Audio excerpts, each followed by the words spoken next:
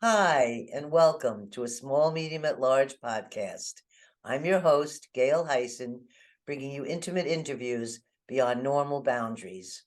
I want to thank all you listeners for subscribing, liking, sharing, and especially sending us your really nice comments. We appreciate it very much, and we really love hearing from you. Today, we have a special guest who's returning to us almost a year later from when we had her on her show earlier when she spoke about karma. This time, Jill Lowy, who some of the audience have not heard about before, I'm going to tell you them about her right now. Jill Lowy has been teaching and practicing Tai Chi and Qigong for many years. She studied under authentic Tai Chi master Wei Sun Liao in Chicago, Illinois. She's the author of many books, including Practicing the Way of the Tao Te Ching and 10 Ways to Improve Your Karma. She has a master's degree in counseling psychology.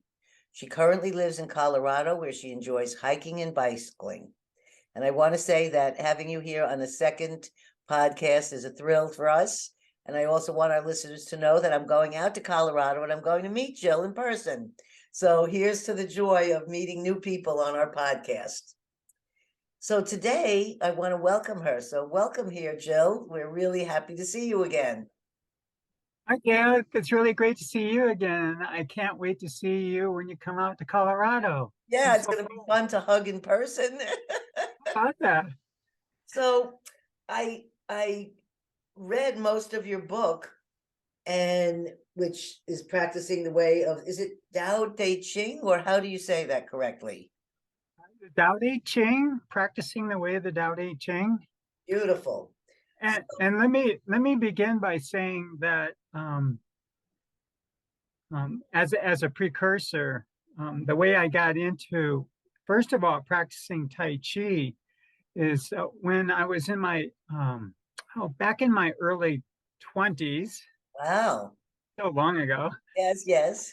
I was sitting in a park one day, and just a park in near Chicago, Illinois, where I was going to school, and I saw this guy practicing this weird dance movement, and I had no idea what it was, and I was just sitting there watching him transfixed while he was doing these dance like movements, except really slow, and almost looked like he was doing something from outer space. And Uh-huh. I had never seen it before. I didn't know what it was, but I really liked it. I really liked it. And so I stuck around. He kept going when I was there for about 20 minutes, and then he stopped. And I approached him and I said, "What is that wonderful dance that you're doing?" He said, "It's called Tai Chi." And I had never heard of that before. And so that started me on the long journey of practicing Tai Chi and Qigong and um, studying the Tao Te Ching. And my book was written in another interesting way is that I had went to South Padre for a month vacation by myself. My boyfriend Paul couldn't go because he was working, and I had just retired from the state of Colorado as a counselor that I did for umpteen years. And so I wanted to take some time to go by myself and just to go someplace warm. And so I went by myself, and they say one of the sayings in the Tao Te Ching is the journey of 1,000 miles begins with the first step. And so I took this 1,000 mile journey to Florida, to South Padre, Texas, and started writing the book that you have, that practicing the way of the Tao Te Ching. And the way I would do it is really interesting. Is each day I would read a passage from the Tao Te Ching, and then I would reflect on it throughout the whole day. I would meditate on the passage, and then I would spend the whole day thinking about it and contemplating on it, because it's not clear. I mean, for a student who first reads the Tao Te Ching, it's not clear to you what it might mean. Can You you could read. Huh? Can you just, for some of their listeners and including myself, can you just give a little background before about how old is the Tao Te Ching, and is this a book, or is this scriptures that were written thousands of years ago, or is this a Buddhist teaching, or can you tell me what the background is? Sure, it's an ancient teaching. It was written by um, enlightened being called Lao Tzu. Oh, Who Lao Tzu is, nobody knows. He's attributed to be the author of the Tao Te Ching. The story was that he was more of a hermit. He kept to himself. He didn't like teaching in big classes or temples or anything like that. He kept to himself. But the story goes that one of the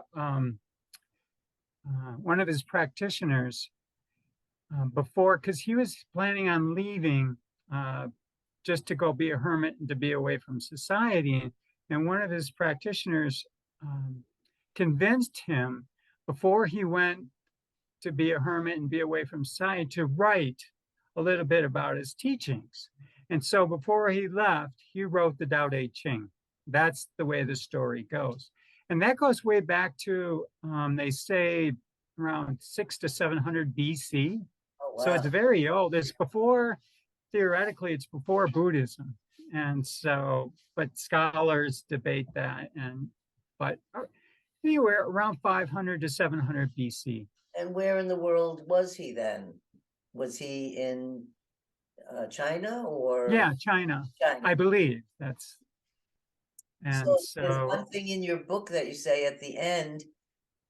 You say, I've stopped here at 55 verses of this, and I was wondering how many verses there were. yeah, there's over 100 verses. Oh, So I still got a ways to go. well, that's book two. That'll be part two will be Part two, 56 part to two, 100, right? part two when I get to it. But what I was just saying also is that the way I wrote it is I didn't go and research what the scholars had to say about each of these stanzas. And so it's not a scholarly work. It's one that I developed through my intuition. I would I would read the scripture, and based on my knowledge of different esoteric traditions, my study of Taoism and Buddhism, and studying with Master Liao and Master Moy, I would sip the essence of it throughout the day by meditating on it, contemplating on it, and then writing about it. And it's amazing that my intuition would just pick up on a lot of times of what exactly the meaning was. When I was reading it, I said, what the hell does this mean? And so I would recommend readers who ever want to read the Tao Te Ching, just to spend some time not reading all the way through it, but spend some time reading each passage and reflecting and contemplating. It's good to read it and then go out in nature, because that's very inspiring and will help you really to get in tune with the Tao Te Ching. I I was reading some of your stories that you write about when you're explaining the intuitive feelings you were getting. And there was one story I wanted to ask if you could share about, because I just thought it was so sweet. There's a few stories here I'm hoping you'll share about, but this one was about when you learned when you were watching a flow of water in an eddy and a leaf. And I thought that was very beautifully said. I was wondering if you could share that. It actually happened also. There was just one day, this is back when I was living in Vermont, and I would go and I'd sit down by the river and just enjoy the peacefulness and stillness of being next to the water and watching the water flow. And so I was sitting next to the river, and as I was sitting there, there were like these little shallow pools, and that were off from the river. And when I was sitting there, just kind of contemplating, reflecting, all of a sudden I saw this little leaf. And this leaf, I was watching it in this little pool, this little eddy. And this leaf kept going around and around and around. And it was stuck in this like little whirlpool. And it would stay there while the river was gently flowing. You could see the leaf was stuck in this little whirlpool. And this goes back, and I'm not sure do you know which chapter that was It from? was right in the beginning. Because I don't remember exactly what. Let's see. If you can point it. There were no pages in the book, which I thought was. No, you just go by the chapter on the, like, on the Tao Te, each of the Tao chapters on the Tao Te Ching. It's listed by chapter. So that's how you can see. Okay. Okay, it wasn't the Vermont story. Let's see. It was a reflection of how that was showing to you in the eddy something about the things in life, how we go around like this. And then we tend to get stuck in our own mental formulations and our own little stories that we tell ourselves. And yes, it was right before 5. Right before 5. Yes. Okay.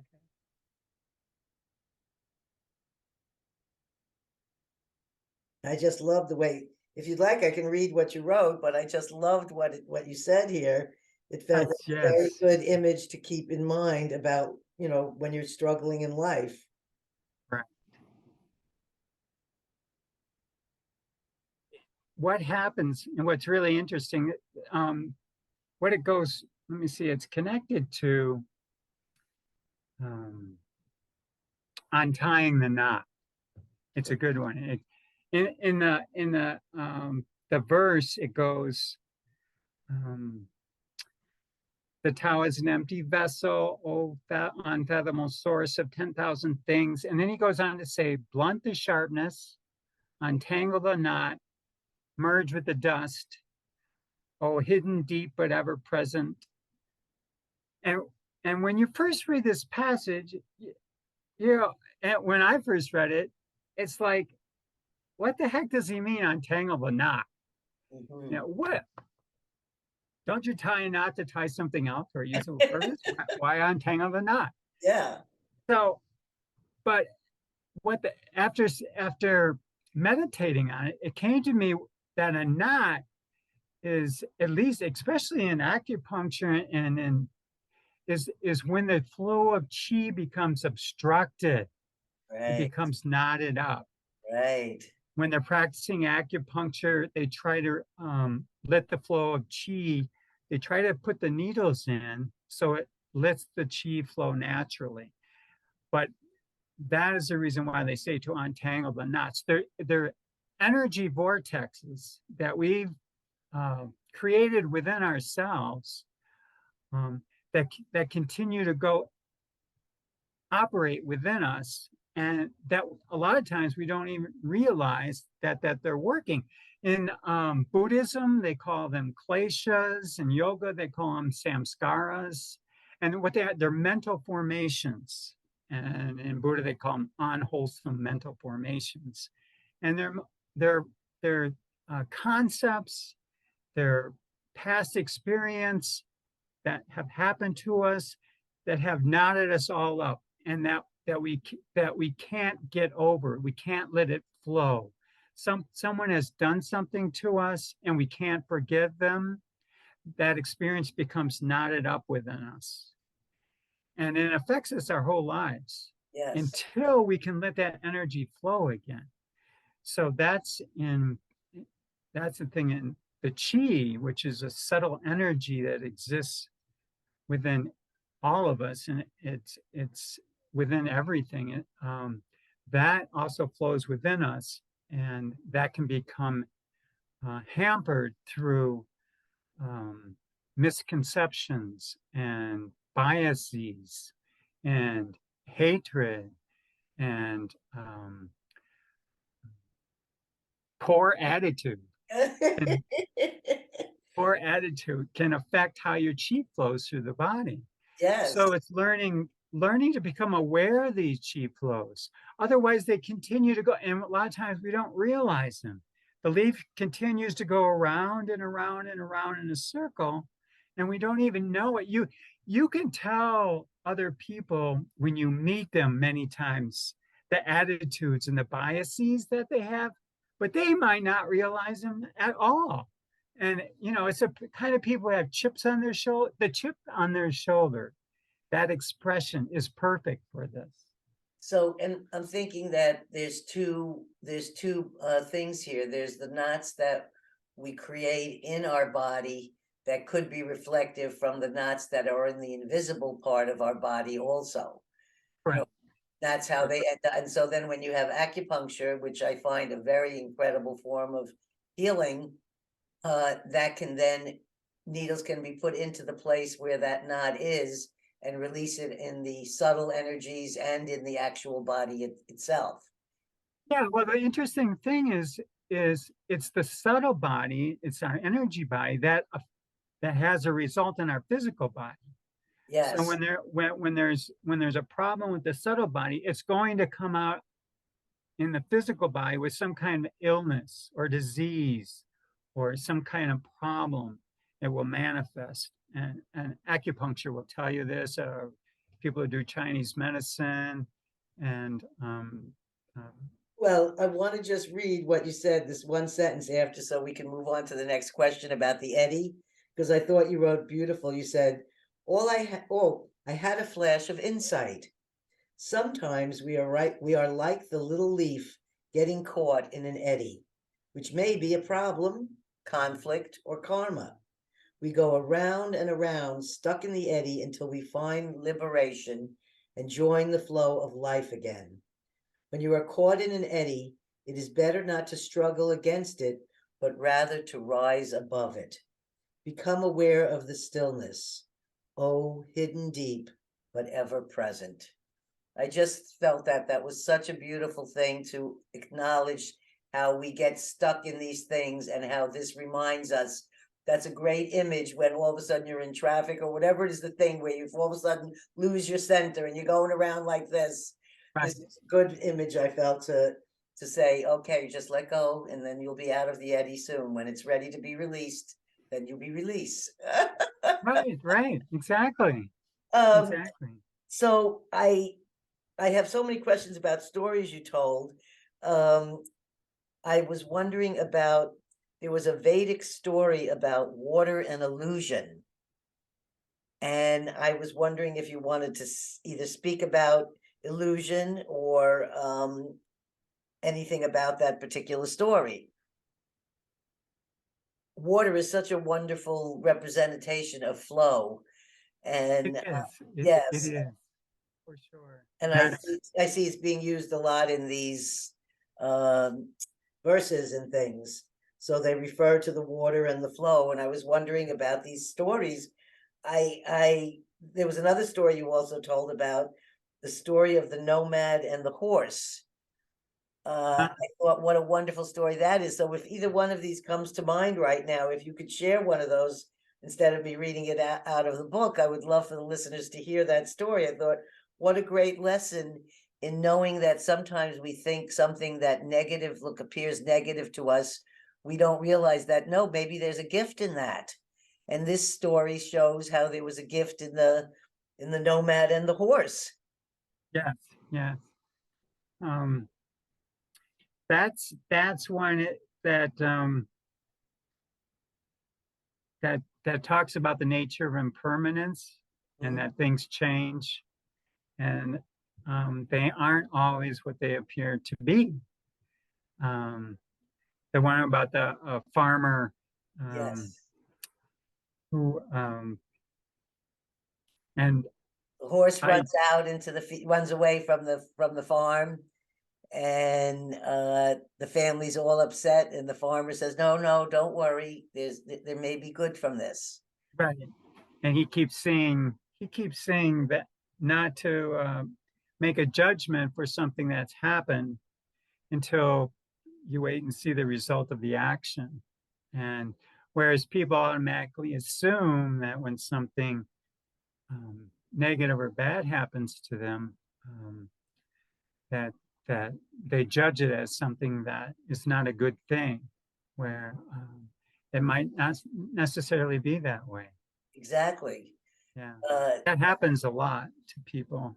We yes. tend to judge things that happen to us with our own preconceived ideas of what's good and bad.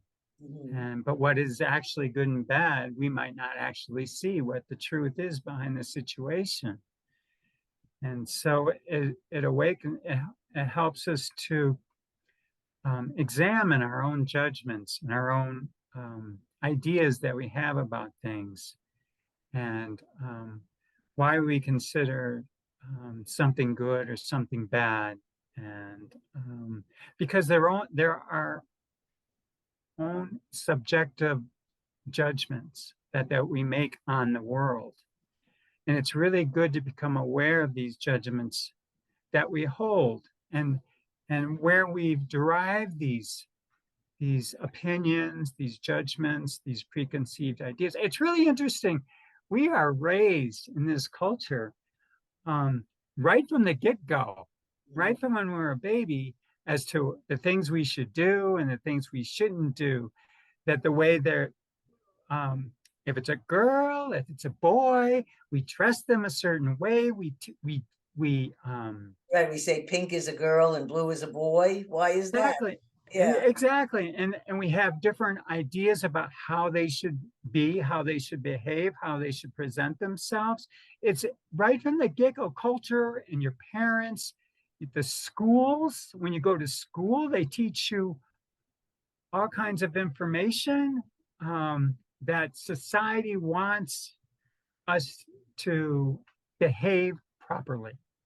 And so we don't really get to know the essence of our being, because that's not paid attention to. What's paid attention to is all the forms, and how to behave with the forms, due usually to insecurity and fear, which is the interesting thing. All the schools, the way the society is, the way it's established, is they want people to stay in line and to behave a certain way, so it doesn't cause problems for the way society works. They don't And like critical thinkers. they don't like critical thinkers. They don't like creative thinkers. Mhm. When you go to school, do you think they enhance your creativity? I No, mean, I think they squash it. right, it's brainwashing. They take it away. And so it's interesting. One of the chapters in the Tao Te Ching goes, for most people, new things are learned every day. But for the follower of the Tao, things are dropped every day. Things are unlearned every day. So we try to learn about ourselves, learn about our own ideas about we have about society, about ourselves, and to question them. Don't just take them because your dad told you that this is the way things should be, or your grandfather taught you, oh, you should never, do it. Pursuing a goal like an artist is a waste of time because you won't make any money about it at it, which is what happened to me. And when I was growing up, I was strongly um, uh, pointed away from getting into, because I loved music, I loved art, and I also loved counseling.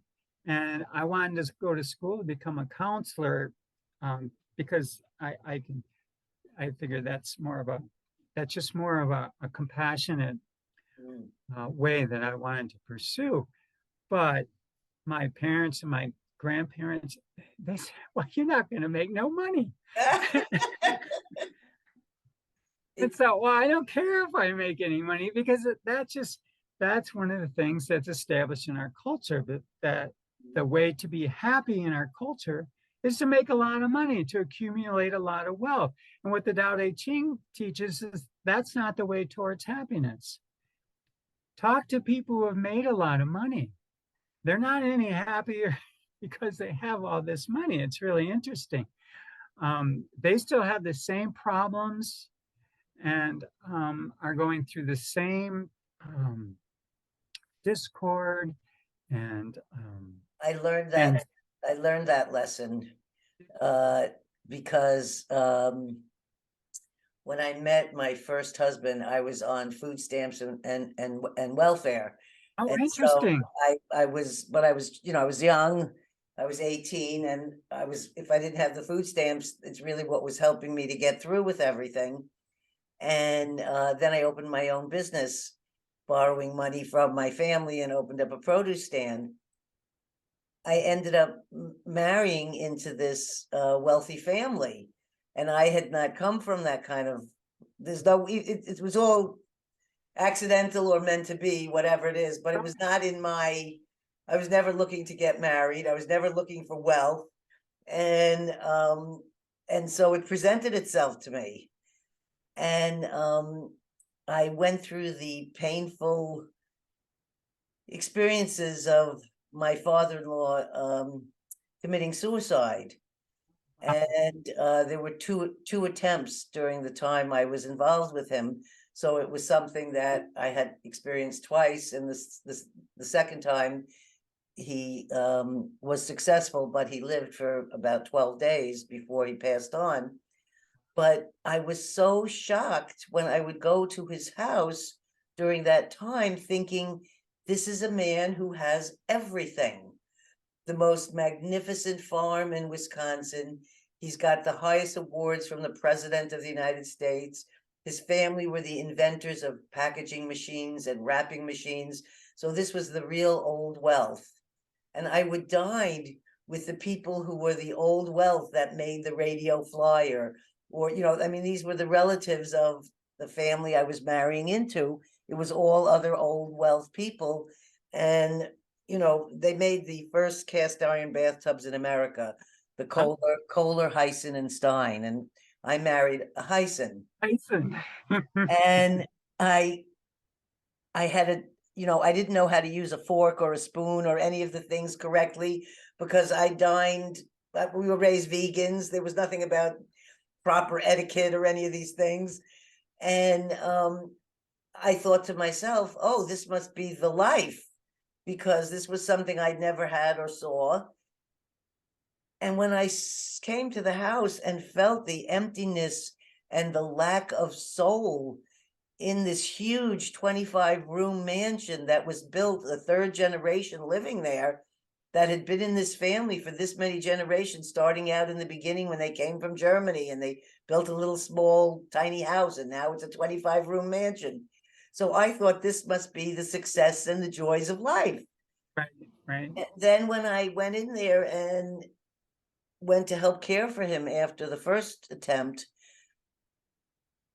it was my human touch that helped him, massaging him, where he was the kind of man who would not want to be touched. That was not something in his, he's much older generation. And he couldn't get out of bed because he had hung himself. And so he crushed his vertebrae. And I'd say to him every time, even though I didn't know how to massage, I'd say, can I come in and give you a massage? He'd say, oh, no. I can't get out of bed though. And then finally he said, okay, come in and try it.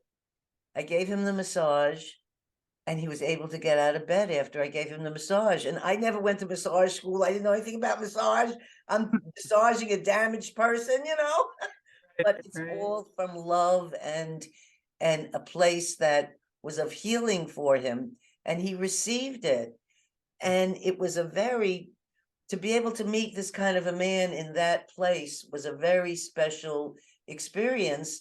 But then I also felt all the emptiness and loneliness that no matter how many rooms you had filled with pianos and magnificent things, it didn't fill the soul.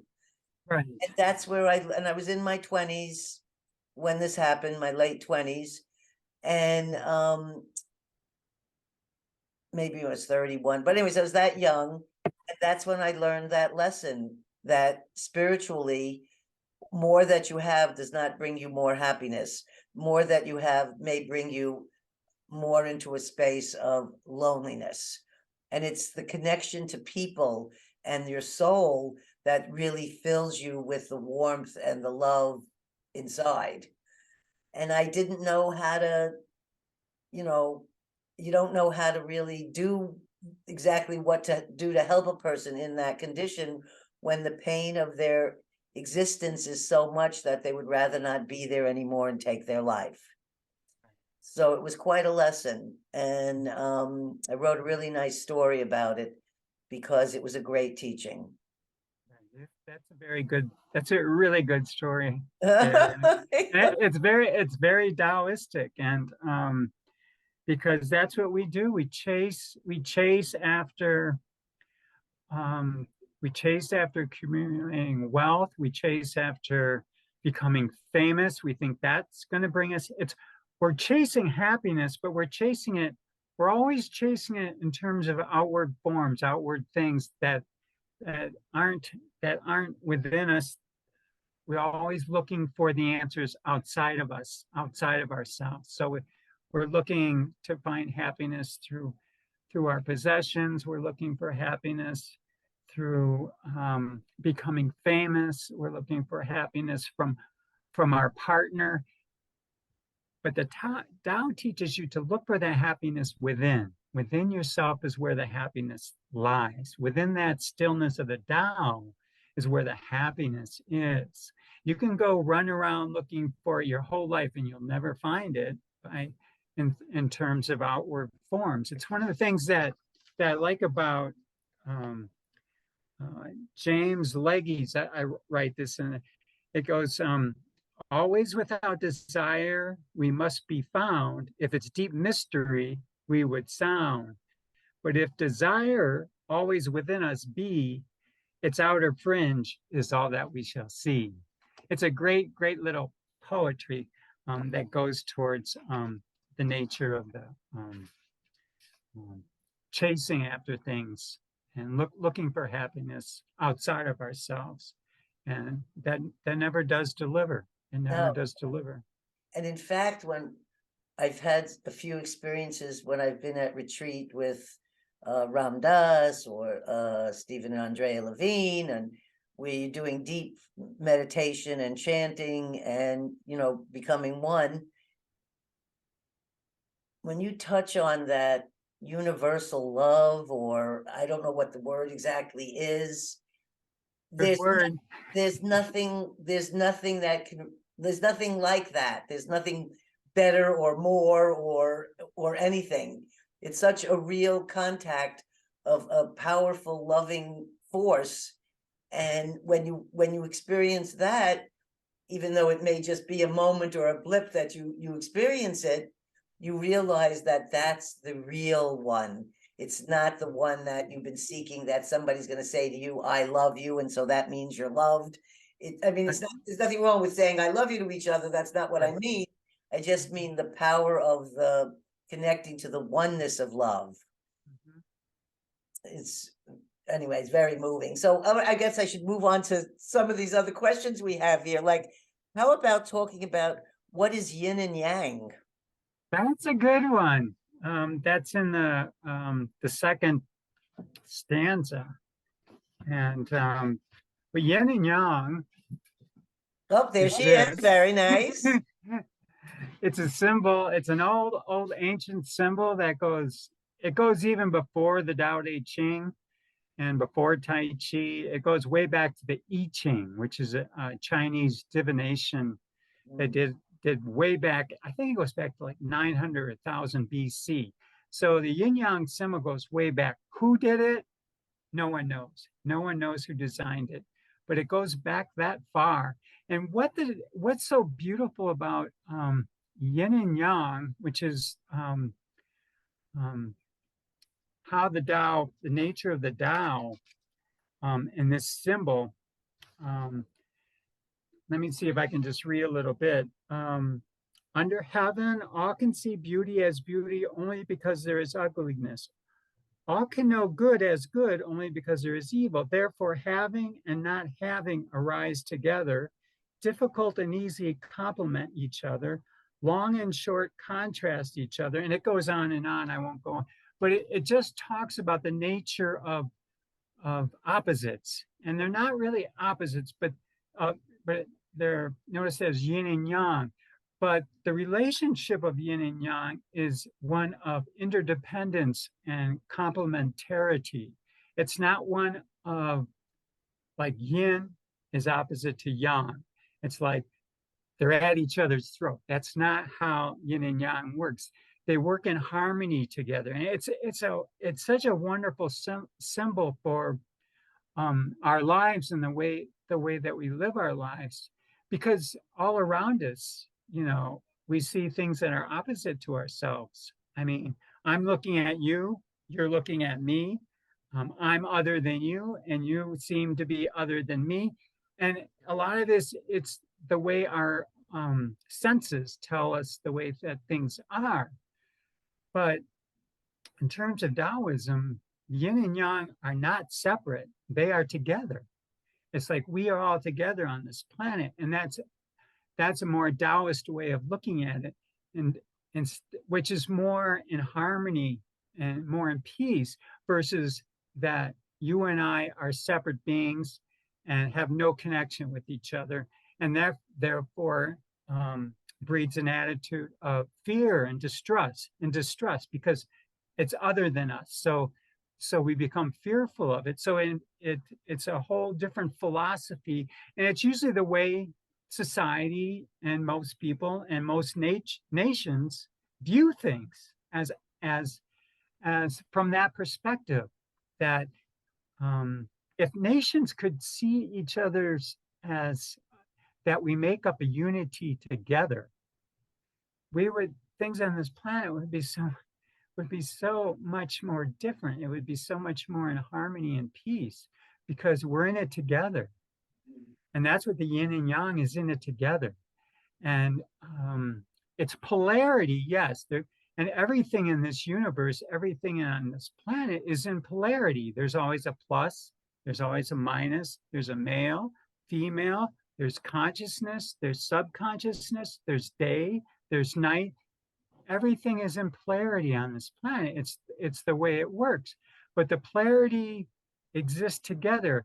You cannot have one polarity without the other. It'll fall apart because it won't hold together. The circle is made with both polarities together.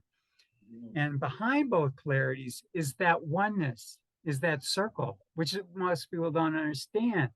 It's a polarity within the circle.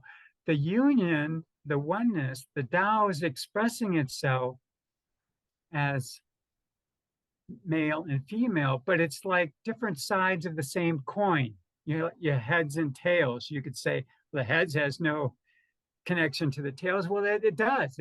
They're part of each other. The heads is part of the same coin. It's part of the same one verse universe. And so that is the whole polarity of yin and yang is just so magnificent and so beautiful, that the way it's described, and it's so deep. It is so deep. There's so much to it. The way that it's interesting, if you look at it, to show you again, you can see it's like a wave. And so it all goes back also to quantum mechanics, where form and creation at sometimes is a particle and sometimes is a wave. And the wave is always changing. Yin, you can see yin, the white, changes into yang. After it expands, it starts again and it's reborn. The energy changes into yang. So the energy is always changing from yin to yang. The seasons are always changing from one to the other. And the polarities in life. Breathing in and breathing out. Exactly. In and breathing out. Exactly. Show the all day long. This goes on. Every second we breathe in, we take in, and we exhale out. And interesting that so many different cultures, I've seen that symbol. It's not, and nobody knows the origination or the what how it, but many people have adopted it, whether it's into their flag or part of something in their, Sure. and you see it all over the world. So there must have been some remembrance or something when people see that to know that they wanted that in their culture. Right, right. And so it's, but the interesting thing is that it's from the Taoist viewpoint, um, it's complementary to each other. It's not, they're not opposed to each other. Whereas in society and culture, we tend to treat things as opposite each other. And therefore, it leads to a lot of fear and distress because you think that this is other than you. In one sense, it's just the way we perceive things through our senses. And when we go deep enough in meditation, then we see that we're all connected. I Yes. mean, Thich Nhat Hanh, who's a famous Zen Buddhist, talked about the interconnection of all things. And this is what that symbol is showing, that everything is interconnected. They're not, it's not, it might appear separate, but they're all interconnected. We couldn't live 1 second without air to breathe. We couldn't live without the sun giving us sunshine. And yet we consider ourselves apart and separate from nature instead of a part of nature, which we are. And it's a hallmark of Taoism is that we're all part of the same, we're all part of nature, and that Thich Nhat Hanh, I saw him once. I think I kind of ran into him at the steps of the cathedral when he was coming in, and he did poetry reading. Oh, cool. And he was the most beautiful soul, and just listening to him read his poetry, it was enlightening just to listen to him, whatever the word means in enlightening. It was very inspiring. It was Yes. very inspiring. And I think, did he pass a few years ago? He did pass a couple of years ago. And he lived a pretty long life, and he always looked so much younger that when I heard he passed, I thought, wait, he was such a young man, and then I found out, no, he really wasn't. He's pretty old, but one of his favorite, he was also taught Taoism, and it was also influenced him greatly. And he also taught in his lectures, he would always many times refer to Taoism and the nature of the Tao. A beautiful soul. So I've got a couple more questions here. I was wondering if you could tell us about what Wu Xing. Well, why don't we start with Wu Wei? Okay, here we are. What is the Wu? I have to get the words correct. I have to speak these correctly. What is Wu Wei or flow? That's what I'm trying to say. Yeah, Wu Wei, because that's one of the strongest practices and teachings of the Tao, of Taoism and the Tao Te Ching. And it's one of that's least understood because for most people it doesn't make any sense. Because what Wu Wei means is non-action, no action, and that, or not doing. And my favorite interpretation of it is effortless action, effortless action. And so, because it always talks about Wu Wei in Tao's in many of the verses, and that's one way that you can tune in to the Tao, to follow the Tao, is by practicing Wu Wei. And most people in our culture are so imbued with the idea of doing. We're always wanting to do. I'm stuck in that. I feel if I haven't done a lot of enough things in a day, then I wasted the day because I should do all these things. exactly. So, we measure by what we accomplish by the things that we've done and by how we do things. And Wu Wei, which is non-doing or effortless action, is um, is a way of being. It's a way of being instead of doing. Just the way we are, human being is different than human doing.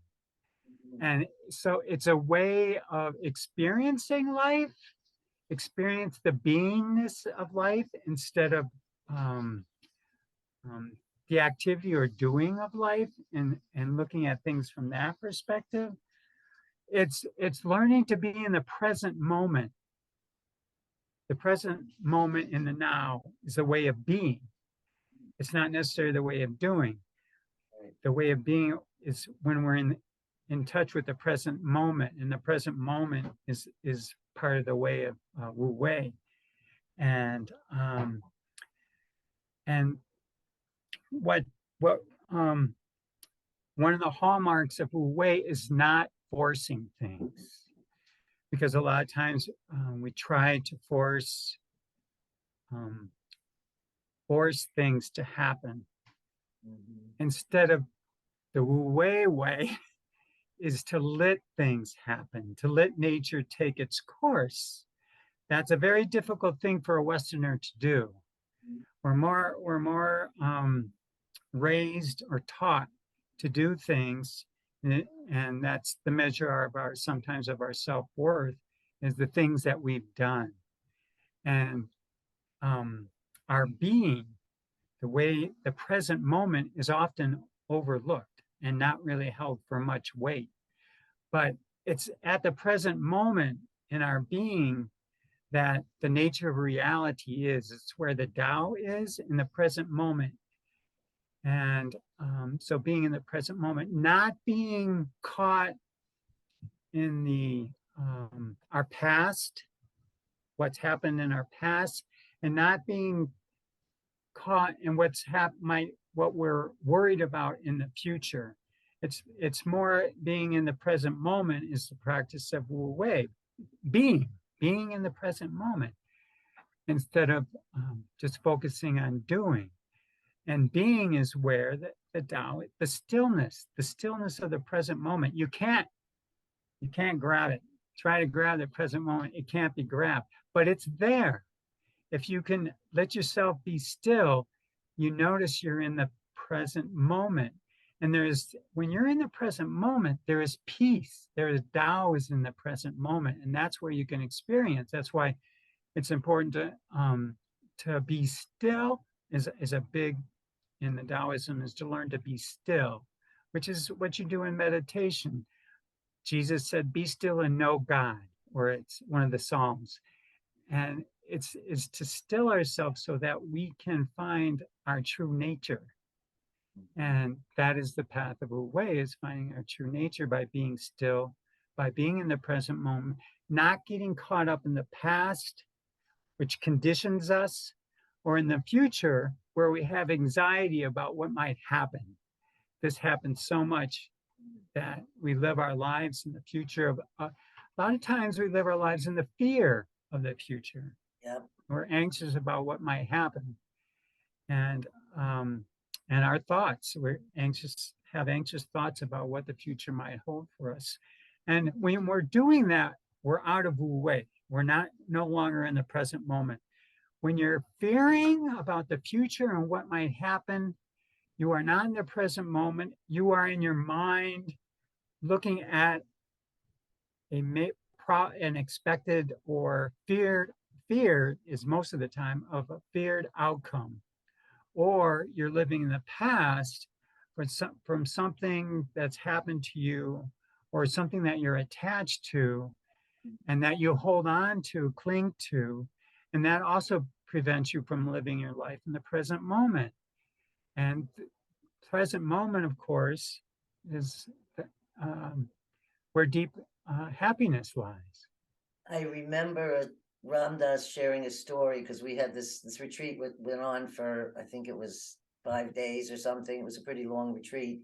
And it was actually also the first time I ever saw Tai Chi. Oh, cool. Ram Dass had somebody that came from, I don't know if it was China or he was not from the United States. And when he did the Tai Chi, I tried the Tai Chi. Unfortunately, I've never taken a class since then, but I absolutely loved it and felt like I was in my element or something, and that I was moving balls of energy. Uh-huh. And Right. Right. anyways, Ram Dass shared a story that I've always reminded myself for years and years about, that I could never forget, because I can't imagine myself doing what he did. He talks about, he went back to where he grew up, or I can't remember, it was Massachusetts or wherever it was on the East Coast. And there were all of his collections of everything, all of his accolades and all the things that for the years he'd been, whatever certificates or awards or whatever things, and all his personal possessions. And he burned everything. He said this, all I kept saying to myself, you burned all those, how? And he said, and it was the most freeing and letting go experience he ever had. And I've yet been able to do this, but I keep saying this to myself, couldn't I just take a pile of these things? I mean, you don't have to burn them, you can get rid of them or throw them away or Give distribute them them to away. someone else. That's, if I give them away, then I feel better, then I don't feel bad Right. about the same things. But the Right. fact that I can't, it's so hard to let go of this collections of crap that, and you know, I've been in this house 45 years, so I have 45 years worth of stuff in here. And I can never forget. I mean, that was maybe 30 years ago that he told that story. And I could never forget it, because he was really sharing that I mean, he didn't say all his photographs, everything he burned. And I was just like, to be able to do that and to free yourself that way, you know, there was other I mean, I was just blown away that that could stay forever in my mind, that that's the things we should do, is become unattached to them. Exactly. And Yeah. you know, sometimes you're forced to, like here where we live, there was a lot of fires here in the last few years, and my brother like lost all his home and all his possessions, and everything is gone. You didn't choose to do that, but all of a sudden you're with that. You can handle it much better if you've been someone that's been with the Tao, or the understanding of that it's sad, but it's not you, and it's not anything you're attached to. You let go. But I'm Right. not at that place. I would just like to be at that place. That's all I'm asking. I can go upstairs and take out piles of clothing and just get rid of it. You know, what am I holding on to it for? Right. Yeah, I'm working on it too, Gail. It's not it's not an easy one. Well, I But like the word Wu Wei. Wu Wei. It's a great word. it also means flow. And flow is a beautiful word. Flow is also a letting go, because Yes. to get into flow, you have to be able to let go and go with the flow. And, Yes. and athletes know what this means to get in the flow. And I've experienced it too many times doing different activities. You find yourself just involved totally in this activity, forgetting who you are. And you're just that activity, and everything is flowing perfectly. It's just amazing. It's like you're not doing a thing. It's just like all happening. You get in this field where everything is just flowing and you're flowing with it. And it's like just everything is going just as it should. And you're not doing any effort. There's no effort involved. It's just the effort, of course, was to get to that place. I mean, you know, great skiers and mountain bikers and athletes have to put in all that effort to get to that place. But then they experience that flow after they get to that place where everything just flows so naturally. And that's also probably, you know, one of the heightened practices of Wu Wei is to be able to get into that flow where you feel one. And it's that feel of oneness with all your surroundings, with what you're doing, and you're just in there in the moment, they say. It's really fascinating. That's how I love to be able to travel like that. And the only way I've been able to do that is when I travel alone. Ah, And I had great, amazing trip in my 30s, and I traveled all over Asia by Oh, cool. myself. When I went to Japan and mainland Wow. China, I went to cooking school in Hong Kong. I went on to Malaysia, drove through all the jungles of Malaysia, met some friends, went to Singapore. But because I had no plan, the only plan I had was 2 weeks of cooking school in Hong Kong. That was all my only plan. And I ended up being gone for 6 or 7 weeks, and I didn't know where I was going next. And to date, it is, and I've done a lot of traveling around the world. It's still my most favorite trip because I just went with the flow and it was just me alone. So I didn't have to consider, did this person want to do that or what, you know what I mean? And I had amazing experiences from just, all right, I'll go to Singapore now. You know what I mean? It was now it was very exciting. So we're almost at an hour, but I don't want to stop yet because I still have a couple more questions here. I Okay. was wondering if you could share with our listeners, how can the practice of Tai Chi and Qigong improve one's life? Well, in many, many ways. One, I find for me, practicing Tai Chi helps me get into the flow, as we were just pursuing. When I practice the movements that are so very slow and graceful and poised and balanced and very meditative, Tai Chi and Qigong are really moving meditations at their core. It's not how it's all taught in a lot of different places, but at its center, it's really a moving meditation. And when you get into the the meditation, the moving meditation of it, that's when there's such joy that comes up and that feeling of flow. And it just feels so good, and it's so healing when that happens. So there's a lot of healing that happens when you're practicing Tai Chi. Even modern medicine, who has done a lot of studies, has found that Tai Chi is very helpful for stress and for injuries when done slowly, and improves circulation and improves balance.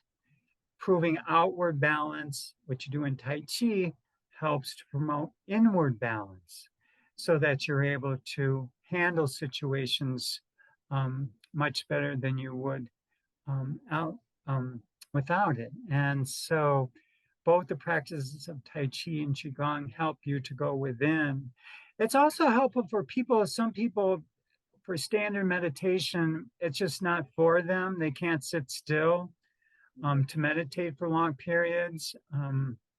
And so it's a way of doing outward meditation, movement meditation, that helps you to stay centered while you're practicing. You're doing all these forms, but you're centered within while you're practicing them. And you center yourself within the Tao, the centers, and then you practice all these forms that you do with your body, and they're done very slowly, so you can really feel the meditative aspect to it, and it has so much benefit just for your overall well-being.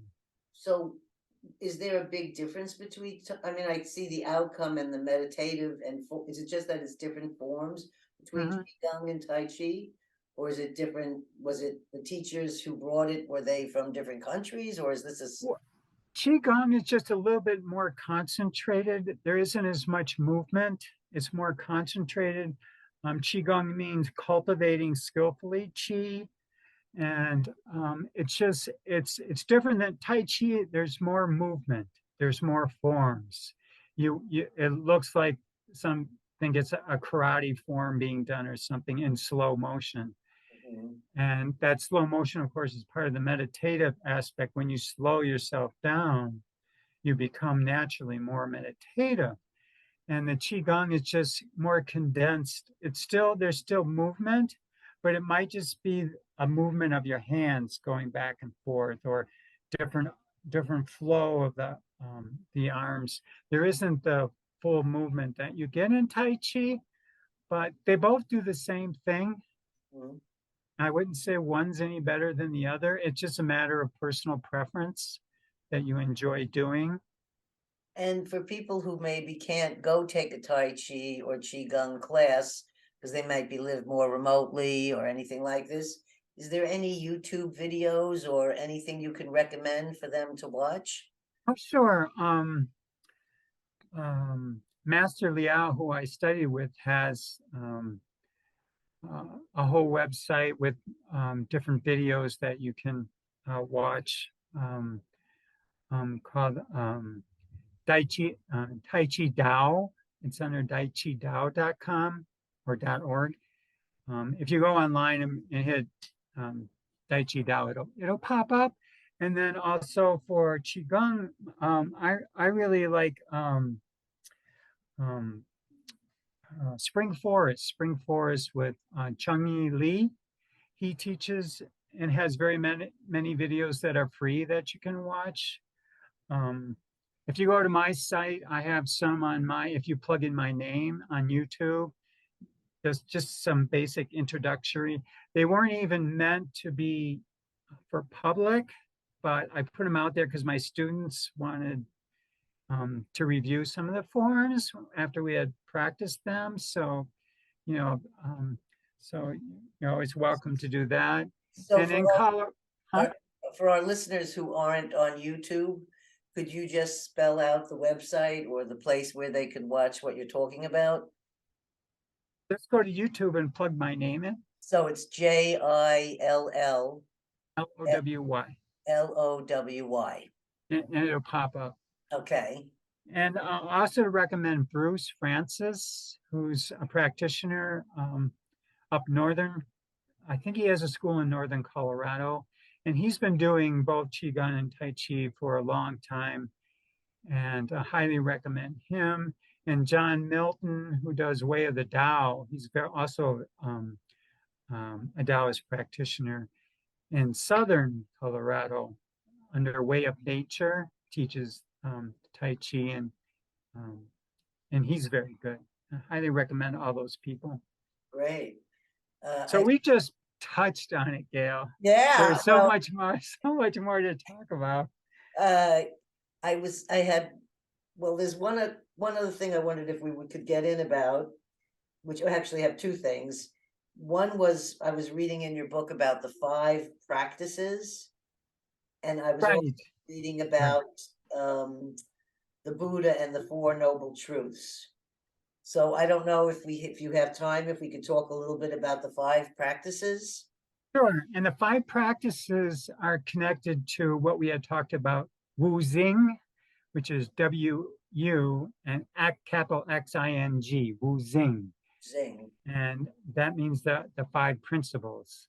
And in Taoism, like in other esoteric disciplines, they have the 5 elements. I mean, you studied shamanism. You must have been introduced into the basic elements of earth, air, fire, water, and spirit.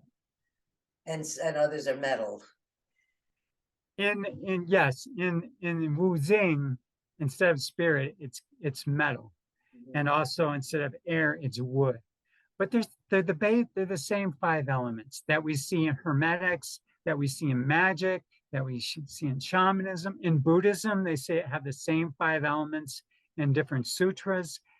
And yoga, they have the same 5 elements in Kundalini practice. I mean, it's all over the place. And so it's also part of Taoism, those 5 elements. And so what I put together is the 5 practices for each element, which are in the book. Like for the earth element, is the practice of solidity, firmness, foundation, the earth. And so here, one of the practices that I bring out, and there's many of them, but I just bring out a few, is being mindful of your actions, actions, and how those actions affect others. And if the actions that you are doing are harmonious with the earth, the environment, yourself, if they're virtuous actions. The virtue is very big in Taoism. So it's important to practice virtue as it is in the other traditions also. But so you want to examine your actions to make sure your actions are harmonious, peaceful, loving. And one of the is being mindful of your actions, the actions that you do, the imprint that you leave on the earth. Yes. So that would be the earth element. The water element is the principle of fluidity. The keywords are yielding, receptivity, nurturing, and also flowing. The practice of yielding is something that's done in Tai Chi, and it's kind of interesting. It's a way, like in Tai Chi, sometimes we practice rolling and pushing hands. And here, when a force is coming against you, instead of blocking force with force, the way with yielding is you take that force in and you change the direction of the force. So it's not coming to harm you. You take that force and you change the direction, and you change that direction so it's not causing harm. So it's an interesting technique, and you can also do that with your mind, with your attitude. When somebody is presenting their ideas to you, a lot of times you meet those ideas or those attitudes with something. Well, that's not my attitude. I don't like that attitude. I totally disagree with that attitude. So right there, what you're doing is you're blocking force with force. It's an ego against ego thing happening. And the Tai Chi way is to take that energy and yield to it. So you accept that what you try to understand and accept where they're coming from. So you're taking that energy and you're allowing it to express itself, but then you're also transforming it with maybe it's some of your ideas on the subject also. But you're not just battling force from force or battling someone's ego direct that blocking it that way, because then there's a stalemate. There's no resolution of the energy, and there's no flow. Of course, the energies are blocked, and so you want to learn to take that energy, to yield to that energy, and to transform it, change it, understand it. And so it's a practice that is very helpful in letting other people to live their lives also, instead of trying to want them to do what you want them to do. I like that visual of the negative energy coming at you, whether it's physical or verbal, and you shifting it over, like diffusing it like that. Yes. It's not not pushing it away, it's rerouting it like. Exactly. It's taking that Yes. energy and transforming it into more harmonious way of dealing with it, instead of just reacting to it and blocking it, being afraid of it, and trying to force your way and not understanding their way. It's a way of understanding and mutual understanding. That's such a better reaction than what I would probably come up with, which is become defensive immediately. Exactly. All of a sudden, you don't hear what the person's saying anyway, and nobody hears what each other is saying, and you're just in a circle of anger or negative words or thoughts, and it's a stuck place. It's like the Eddie thing we're talking about. Going around the leaf, going around in circles. Yes. Yes. Um, and so the fire principle, that was earth and water, and then fire is creativity, strength, purification. It's learning to purify the mind through mindfulness and meditation, to learn about one's own attitudes, beliefs, and how that affects your life and other people's lives, and if those attitudes and ideas are harmonious, are they balanced, are they true? And so it's to um, be mindful of your own um, um, Like energies. your energies putting in. Yeah, to be mindful of that. And then once you become mindful, and then you can change. It's like if you're not aware if of what's going on within you, then you can't change it because you're not aware of it. So many people are like that leaf. They're stuck in this whirlpool going round and round and round, and they never know, how their attitudes, how their actions affect other people. And and so it's until you become conscious of it, until you become aware of it. Once you become aware of it through mindfulness, through meditation, then you can change it. And then you can get out of that little eddy and get back into the flow of life. So that's the fire element. And then with the wood element or air, that's the principle of compassion, love, and understanding. And it's part of the practice of that is treating all people with loving kindness and fairness, the way you would like to be treated. The Dalai Lama said that his religion is down to the bare knuckles is loving kindness. And so it's practicing that loving kindness with all people, regardless of their sex, their gender, their race, their color, their orientation. None of that matters. It's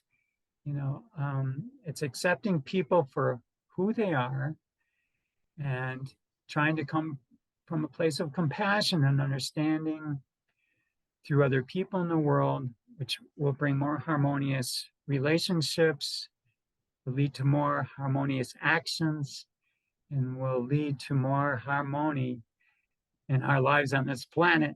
Yes, and we need that now. We do need it. Ever. We do need it now. And the last one, of course, the mental element is the spiritual element. And that's, of course, the practice of meditation, stillness.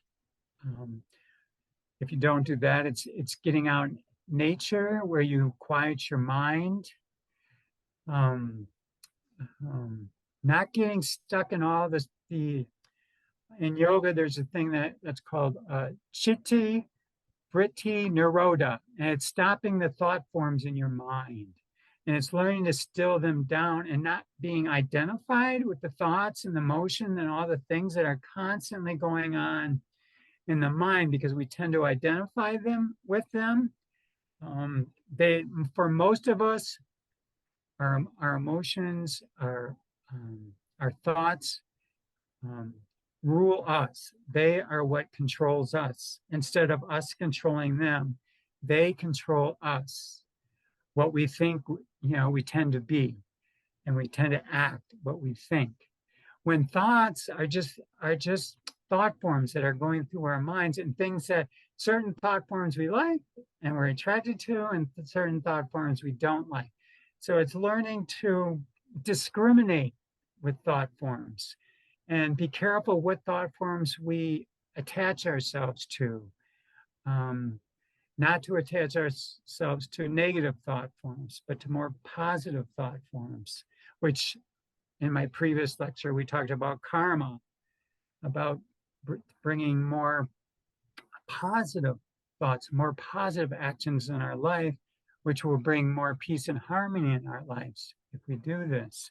And so by practicing stillness, we can become aware of what's going on in our heads, because most people have no idea what's going on in their heads because they don't take the time. That they're always in this society, we're always continually distracted from radio to TV to what's going on every second. And even with the youth today, with the cell phones, we seem to be so stuck on what's getting so attached to what's, Social media thing. yeah, it's just, and It's so called there's no, social, but it doesn't feel like it's very social. It's like you're by yourself talking to a phone.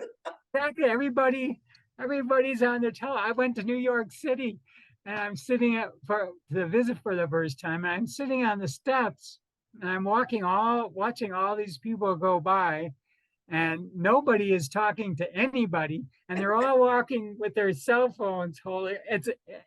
It's amazing to watch that happen. There's no interaction going on or intercommunication. Nobody says hi to each other. Thank God. Thank you don't bump into somebody. And it's everybody is on their cell phones and there's no interaction going. It's pretty amazing. I grew up in New York City. I was born There in you go. I was born in Manhattan General, and I came to California to live when I was 15 and a half, because when I came out here, I experienced nature in a way that I'd never had before. I was used to subways and buses and, like a neighborhood park, but it's not, that's where I go for my nature. I go to a park, but that's sort of like planned nature. It's an organized, Right, but to right. go out into nature where it's just natural giant redwood trees are growing, and the ocean is splashing up against giant huge rocks, and and there's sea lions or whatever. I went back to New York and I called up and I said, I can't live here anymore. I can't, I dropped out of high school and I came to live because I wanted to sit by a creek. Wow. And I've been living, I mean, I live in sort of, I live in the town near me is called Sebastopol, but I live where there's all redwood trees and fruit trees and a lot of nature, and I get to watch the sunrise. And I feel for my relatives and friends that they live in an apartment in Manhattan, and how and especially during those COVID years, how hard that was to not, I have one friend, he says, no, I've never opened my windows in this apartment. I've lived here for 20 years. And I'm thinking, I can't sleep without fresh air coming in. I don't care whether it's cold or hot or whatever. I need my fresh air. So some of these cities really detach you from all that, and people forget that that's like a lot. I know a lot of inner city kids have tremendous healing and experiences when they're taken away to a camp somewhere and they get to bond with nature, and they may not have to become a kid that becomes in a gang or becomes an angry, but they've never been exposed to that. Right. And I feel like nature is one of the most healing and teaching, just to sit there and watch a hummingbird. Just sit there with the hummingbird. It's a beautiful experience. And it doesn't feel any lesser than it was if I looked at a hummingbird 20 years ago, or if I look at the same hummingbird today. It still fills me with awe at how a bird can be like a helicopter, It's beautiful. Yeah. Yeah. So did we hit all the elements? We did enough for today. Okay, so I just wanted to say here, before I give my closing of the show statements of goodbyes, if there's anything, wisdom, words, websites, anything that you might want to say in your last little section here, of anything you'd want to share with the listeners. Just one thing, I want to teach a mudra that you probably already know. A mudra is a hand gesture in yoga and Buddhism, and it's bringing the hands together, of polarity. You're bringing both polarities together of yin and yang, bringing them into balance, and bringing them to your heart, and saying, I wish you peace, I wish you joy, I wish you love and harmony. And let that resonate with the hands together in your heart. You're bringing those together in balance and peace. And just want to wish that for your listeners. Thanks, Gail. Thank you so much, Jill. This was really a pleasure having you back for a second visit here at A Small Medium at Large podcast. And I want to thank you, listeners, for tuning in and remembering we're on Spotify, YouTube, Google Podcast, Apple Podcasts, and other social media sites. And we look forward to seeing you again. And I look forward to our visit in Colorado. Thank All you so right. much for being here with us today. Have a wonderful, wonderful day. And remember, listeners, share your stories because stories can heal. Bye.